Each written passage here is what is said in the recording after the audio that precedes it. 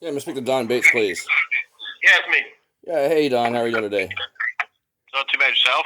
I'm doing all right. If you got a minute, I got a couple questions I needed to ask you about a document here. Okay. My trustee came and picked up some property from you. Let's see, looks like it's a couple weeks ago, maybe. And she had brought back some paperwork here. I was a little puzzled about it. But before I get into all that, I want to ask you first: do all you all there in Zanesville, do all you all swear an oath to support the Constitution and defend the Constitution? Uh huh. Okay, so now with that being said, I've got a couple of issues with this document. It's titled "Affidavit of Alberta D. Pauli," and Oh, okay. this Is this Brandon? you can refer to me as Brandon, sure. So I'm a little puzzled because this document was emailed to her prior to her picking up the property, correct? I believe so. Right. So who exactly created the document? Who wrote the document? That came from the prosecutor's office. Do you know From who Hughes. specifically? Would that be what's his name? Michael Oh, Hughes, I believe. so the county, not the city. Right. Okay. So Michael Hughes wrote this. You said. Correct. Okay. Now, so basically, all you did was pass the information on to the prosecutor's office and had them deal with it, and then just tell you what to do. Is that basically what happened? Correct. Okay. Now there's an issue with this because of the fact that it's got your name on it. You're the representing officer for the corporation, if you will, the municipal corporation. Um, Now the thing that makes me a little bit curious here, it shows Alberta D. Pauli as the affiant. Now, are you aware of what the definition of the word affiant is? No. Well, the affiant, if for someone to be an affiant, they not only have to sign the affidavit, but they also have to be the creator or the author of it. So I'm a little puzzled because this affidavit of Alberta D. Pauli, which it's titled, is actually a false or fake affidavit because of the fact that it was created by someone else, and then you all basically told her that she needed to sign it for you guys to release the private property. Okay. So I mean, it's a little confusing because after all, I mean, I would think that the courts, these attorneys, and you all being law enforcement officers, right? I think you all should be aware of how affidavits work. I mean, after all, I mean, most of the cases that, or all the cases actually that you guys pass on to the courts are supported by affidavits, right? Okay. Well, what we was doing was trying to get the gun back, and that's the way they told me to do it. So that's the way I did it.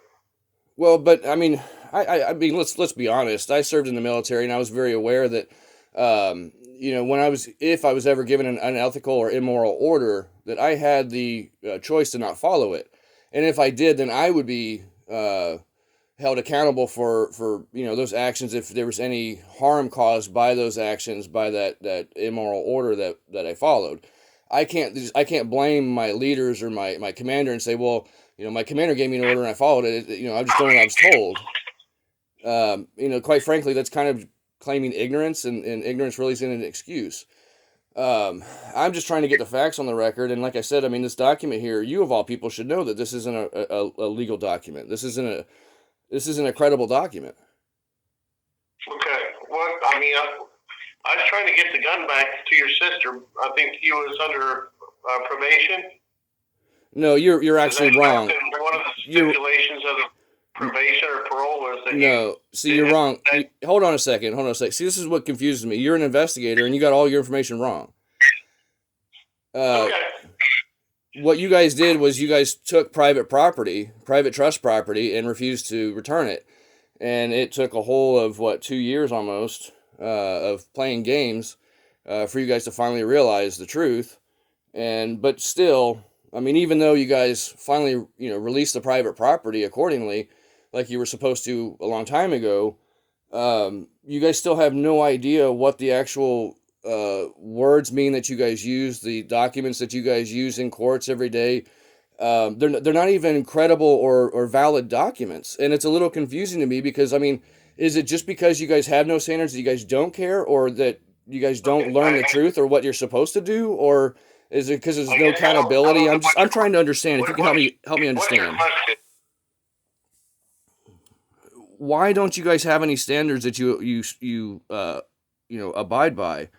Why is it that you guys use I these fraudulent documents, and then you claim that, Well, oh, I it's the am not prosecutor? schooled in legal matters to the extent of an attorney.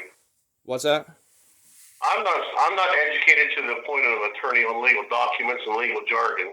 Well, no, but like I stated, you probably, when being in a quote unquote detective, you've probably been involved with court matters where you've passed on supposed or quote unquote alleged crimes that were supported by an affidavit that you or a colleague had filled out and submitted to the court, correct? You guys use affidavits all the time, right? Correct. Right. So if you guys use affidavits all the time, you should know what an affidavit is, and you should be able to identify what an affidavit is not, right? I guess I don't know where you're going. I don't understand what you're asking or what Well, you're wanting. it's pretty clear. Listen, Don. I mean, either you know what an affidavit is or you don't. And when you're passing fraudulent documents like this, what it's called an affidavit, but it's not because it wasn't authored by the signer. Um, this is a prepared document by someone else.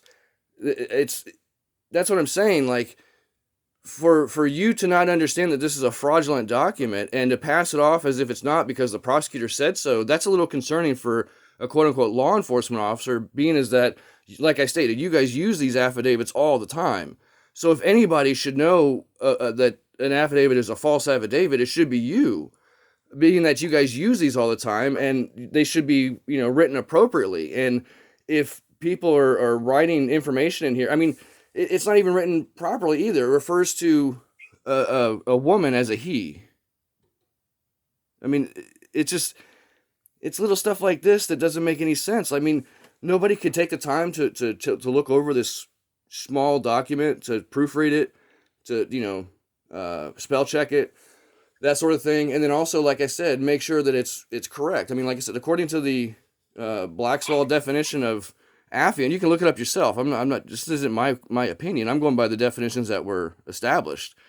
Um, this is a fraudulent document, and so either you guys don't know what an affidavit actually is, or what an affiant actually is, and you guys are passing fraudulent documents to the courts, unbeknownst to yourselves. I was trying to help you by getting the gun back to your sister. I don't know what all paperwork would have to be done to do that legally, because you was, like, say, probation pro, whatever it was, and that's the help that I got. Was Well, no, that's what you said. That's what you keep saying. I never said any of that. You keep making all this stuff up about probation or parole or whatever. It's all nonsense. Quite frankly, and again, I mean, if you were an investigator, you would realize that the whole case that you guys threw against me was fraudulent, based on the testimony of your colleagues, the dispatchers, and David Tarbert, the law director, who were all four of which completely incompetent. They admitted it under their testimony, under oath in the court. So, I mean, it's a little concerning to me that here you guys call yourselves detectives and investigators, and you don't even know what an affidavit is. You guys don't even know what the law is, but you guys call yourselves law enforcement officers. It's a little concerning for public safety when you guys call yourselves these things, but you don't know what you're doing. Okay, well, I don't know. Would you like to speak to my supervisor about it? No, I've got enough information here for the record.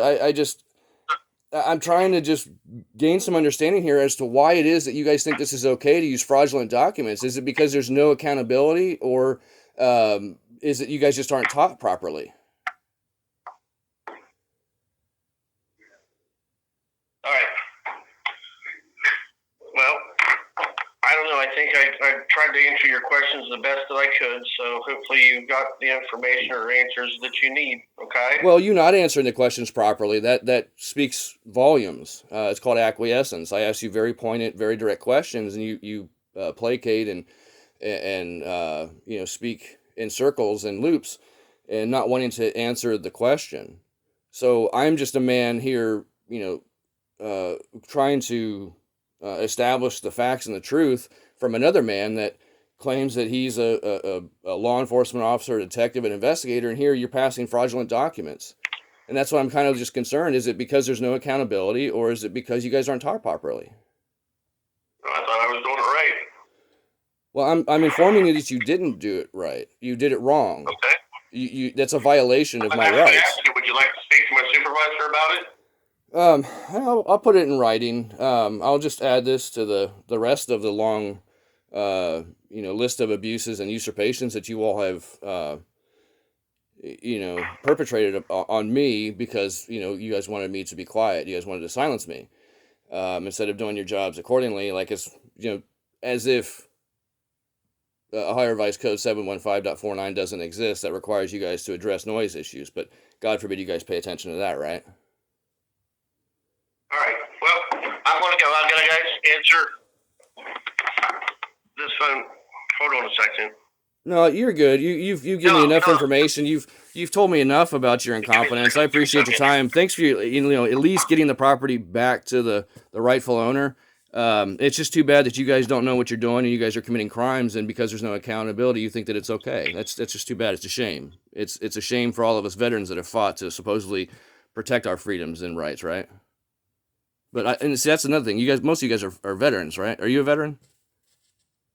Yeah, no, I'm not. Okay, well that makes more sense. That's probably why you so easily walk over people's rights. So, but you have a good day. Sounds like you're pretty busy there. I've got to take this. Yeah, sure you do.